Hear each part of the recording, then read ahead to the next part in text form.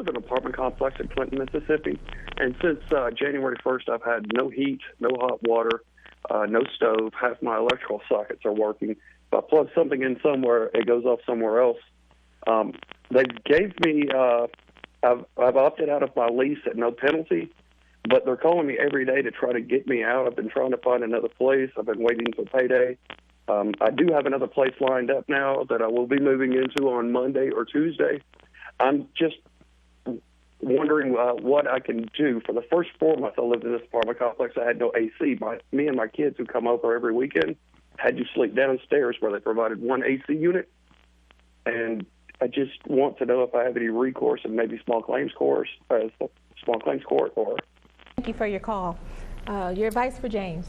I would get out of there immediately because it sounds like it's an accident waiting to happen. If there's electrical problems, you could have a fire, your family could get hurt, trapped. Johnny, what do you think? Well, most of your claims would fall underneath the Landlord-Tenant Act. I don't do those claims on a daily basis. It may be in your best interest to consult with an attorney that does handle those types of claims. But it sounds like you're getting out of the lease, which is generally what you want to do.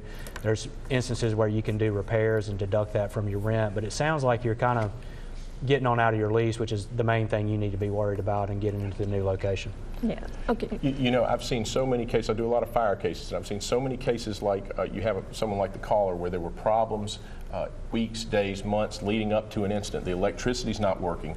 Things are sparking. There's no smoke detectors. There's no fire extinguisher, and these people are complaining. The tenants are complaining, and over and over and over, and then there's a fire.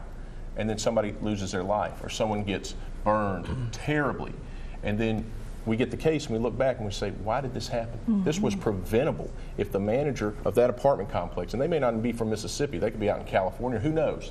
Why didn't they take a few reasonable steps, spend $100, $200 to get it fixed now, and we wouldn't have had this injury? Yeah, and the key word there, a lot of these fires are preventable. Oh, absolutely. Almost every single one I've ever handled. You could have prevented it if you would have done a little bit earlier.